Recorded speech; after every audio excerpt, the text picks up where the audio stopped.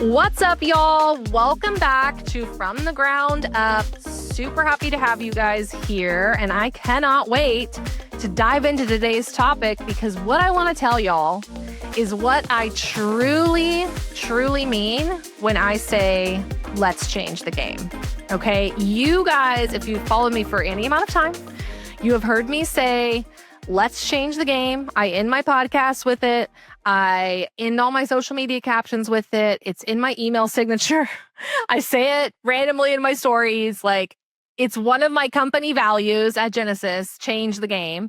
It is why I do what I do. Like, that is my why at Genesis. And with everything in Powerhouse, with the course I've built, with the mastermind, with the coaching I do, with this podcast, like everything that I do is to change the game of pelvic floor therapy. And I want to take an episode to explain what the heck I mean by that. What do I mean whenever I say, let's change the game?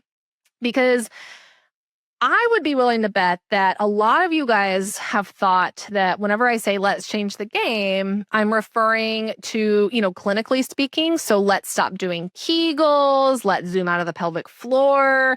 Let's change the way that, we give pelvic floor therapy, all of that. Right. And that's, I would say that's like an obvious part of let's change the game because literally I'm out here being like, stop doing Kegels. Let's change the game. Let's change how we treat the pelvic floor.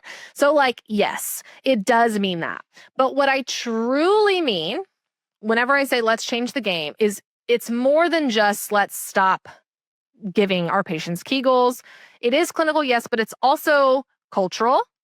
So it's how we treat and lead our teams. It's operational. It's how we run and we grow and we scale our businesses. Because I genuinely believe that there's a better way. I really believe that we can have a business that doesn't burn ourselves out or doesn't burn really our people out that are on our team. I believe that there's a better way than putting profits over your people, right? So profiting at the expense of your people. I think that there's a better way and we can do better than that, right? And I think that there is also a different and a better way than loving your people at the expense of your profits. That's a hard one, y'all. And that's one that I have had to learn. I have had to learn that, yes, for me, at least it's easier to say, people over profits and like, screw the numbers, whatever. That's just how my brain operates. And I have literally had to learn that it's not that because you can't just say we don't need profitability, right? But then the pendulum can't swing all the way the other way, right? It can't be, it can't be profit over people, profit at the expense of our people, right? There has to be a different and a kind of a middle ground there. And there is. I really believe that there is. I've learned what that looks like put in practice. I'm very much still learning. We're still implementing and will always be implementing and learning many things in Genesis to improve this part of our company and this part of our culture. But that's really what I mean, y'all. Whenever I say let's change the game, it means that I believe that we can change the whole game of pelvic health care.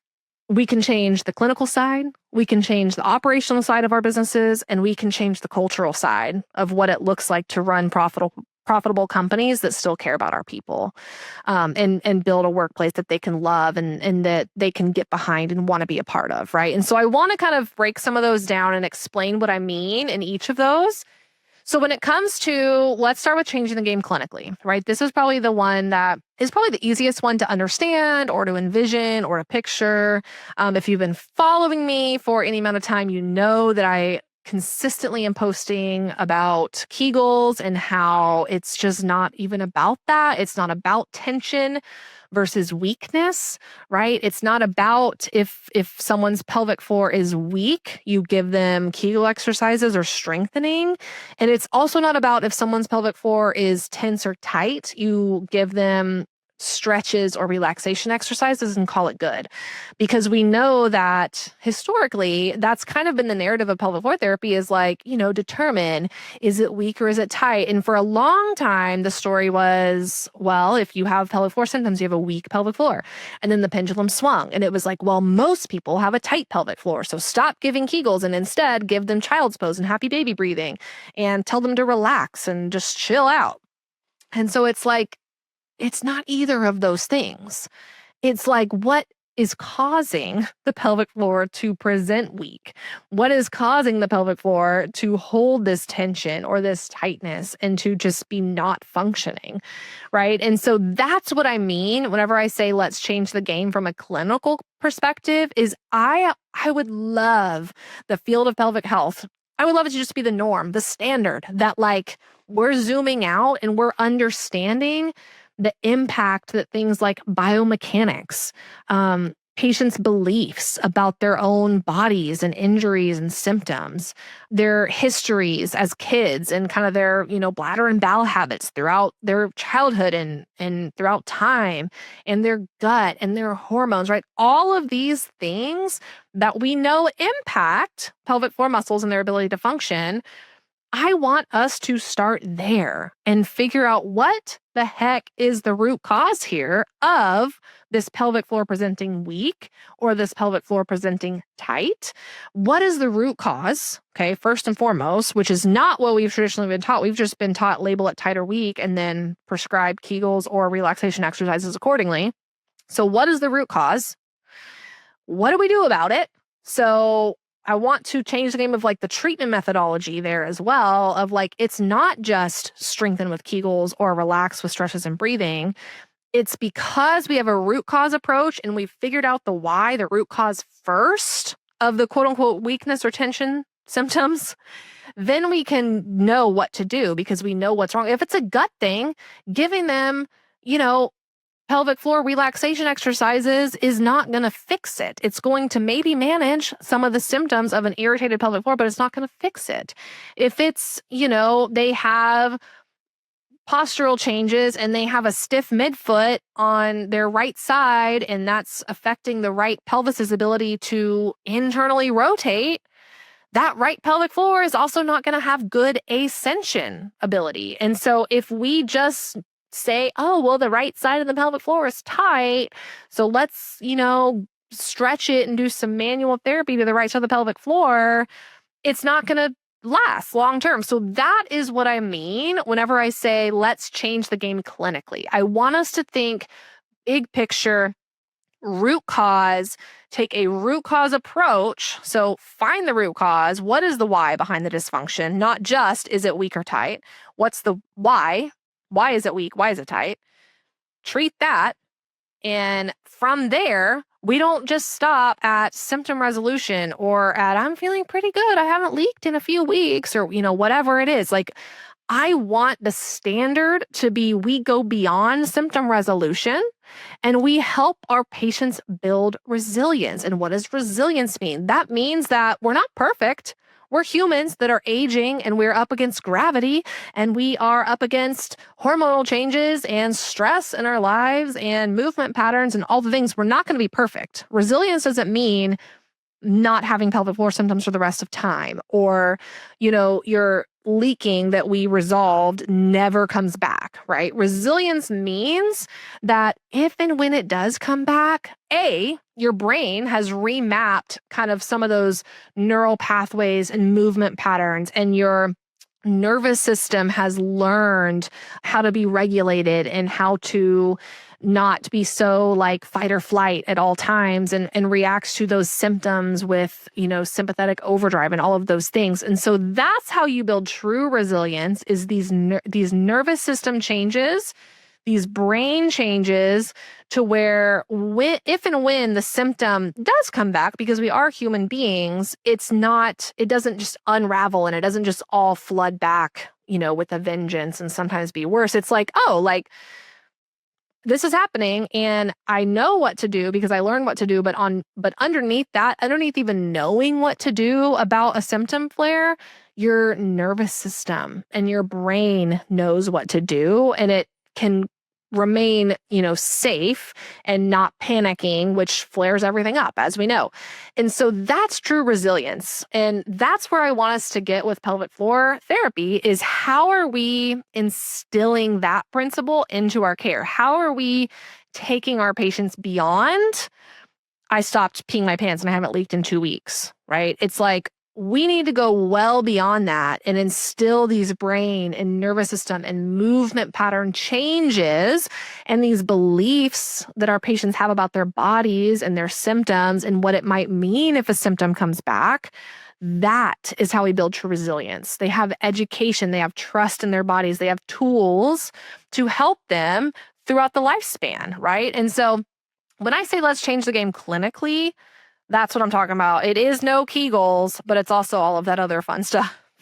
And so then we move down to what does it mean kind of operationally? So if I say, let's change the game, and I'm talking more like operationally, this is the one that has been the hardest for me because I am very much a visionary mind. I am not really an operational mind. I don't have the muscle or the strength really to be down in the weeds from like a business perspective and an operations perspective and a systems and a flow and a process perspective.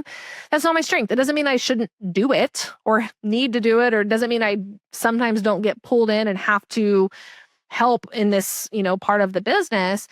But it does mean that what I've learned from being not so great at it in the early years, and still, honestly, I'm still not great at it, but at least now I know, right? Now I know I'm not great. I know who is great on my team with it, and I know that it's important. So that matters for something. It counts, count it. But this is something I had to learn, right? Is if we really want to have practices that can change the game in all of these 3 facets, it has to be an operational practice. It is not going to stand the test of time. You are not going to be able to grow a team, scale, and make that true difference that you want to make. If you're a visionary like me, you're not going to get there. You're not going to get to your vision if you do not have like operations that are sound in your business, especially as you grow beyond yourself, y'all. And what are the operations, right? This is how the company is run. This is, like how does Genesis do marketing? How does Genesis do sales? How do we fulfill services for patients? How are we putting a process in for retention, retaining patients? What's the client journey? How are we getting our brand, our outward facing brand into the world? How does Genesis hire? How do we onboard? How does Genesis do meeting rhythms? It's all of these things that to me are very boring. If you're listening, I love you because Corey is my ops girly. But truly, like these are the things, these are the how to the vision, to the what and the why, right? And you have to have these things, and not from some old textbook from the 50s that, an old dude wrote. I don't know, no shade to old dudes, but like, I want to change the game of the operations of our businesses, because what I've learned and what I've seen as we've gotten better at this part of our business is that operations unlock unlimitless potential. Like, it is so true, y'all. And if you're a visionary, I hate to say it, it is true. And I've learned it, and it's just the facts. And so that's why I want to really change the game from an operational perspective, because it doesn't have to be boring. It doesn't have to be, just this buttoned up set of SOPs and processes and all the things. Like, you can do it in a way that's aligned with your team and your culture and your vision and everything. And you should. And so what we've been doing as we've built out this part of the company, thank God for Corey doing all this, is we can do it in a way that aligns with my big, wild, crazy vision. And not only a way that aligns with it, but a way that gets us there, in a way that ensures we do change the game, right? And so it's so critical. The operations side is so critical. And had you asked me 2 years ago, I probably would have been like, we're fine. We can just keep throwing spaghetti at the wall. But not just any operations, y'all. We want game-changing operations that are going to unlock your potential so you can reach that vision that burns in your soul. If you're anything like me, it burns in there day and night, right? And the operations side is the how. That's how we're going to get there. And it matters. So let's change the game of our operations, y'all. The third kind of point of this is it's not only clinically or like treatment speaking. It's not only operations, how we operate the business, but it's also, and this is probably my favorite one, is culturally, right? I exist to change the game of how we treat our teams, how we love on our teams, how we build leaders up in our company, how we pull people together, how we get us all rowing in the same direction to a common goal, how my team feels cared for and loved, how they go home and they can, say they can feel fulfilled in their work and they can truthfully love their work and they can love who they work with. And that is a skill, y'all. That is a skill. It doesn't just happen by chance. And it truly starts, if you're a founder of a team, it starts with the founder and the founder's heart and the founder's why and the founder's vision. And so you have to, as a founder, get clear on your why, your internal company why. Why does it matter to you that your team thrives? Why does it matter to you that your team culture is different and it's better than the other ones that has a revolving door of employees, right? Why does it matter? And the thing about culture is all it is, it used to feel like this ambiguous kind of like, what is culture? What does that even mean? So all it is, it's a set of behaviors, right? It's a set of behaviors within your team, within your company that is lived out by the people that work there, that's lived out by your team over and over again forever. And, I used to think culture was like our beliefs. It was like what I believed and it was our values and like, I believe that we are better together and all of that stuff. And it is, but it doesn't hold weight if there's no action behind it. So yes, it is knowing your values, but if you want a culture that is going to change the game, if you want a culture that is going to be different and better than anything else out there, you have to create a company and an atmosphere where your values are understood, but they're also lived out daily by 100% of the people on your team, 100%. And it starts with you, the founder. It starts with you leading by example and with you being relentless in driving these values home and driving the actions behind them home and recognizing when people are living this out, right? And so that is a huge part of what I mean when I say I want to change the game is I want to change the standard of team culture in pelvic health, y'all. Like I have so many coaching clients I work with. I have so many who they struggle with their team and they struggle with feeling like their team is aligned or even cares about the vision of the company. And like, it's, you've maybe been a part of it. There's revolving doors where employees, they come, they stay for a year and then they go and, it was never anything special. And it was just a job. It was just a job to them. And now you're stuck finding someone else to take their spot. And I'm not saying people never leave. I have for sure had people leave my team. Unfortunately, as much as I want to keep them all, it's inevitable. People move on. But I have always said it's my goal, it's my intention that if and when someone leaves Genesis, it will never be because they didn't feel cared for, loved, heard, and if that happens, that's on me, y'all. I take full responsibility as a leader of the company. That is my job. That is my job that from the tippity top, from my right-hand girl, Corey, down to whatever you want to call the bottom level, which I don't see anyone as like a bottom level, but you know what I mean? On the org chart, the people on the bottom, it's my responsibility as the founder and the CEO and the leader of this team to ensure that every single person feels cared for, like they matter, like they have a value. They have a real role on this team that gets us to where we want to go.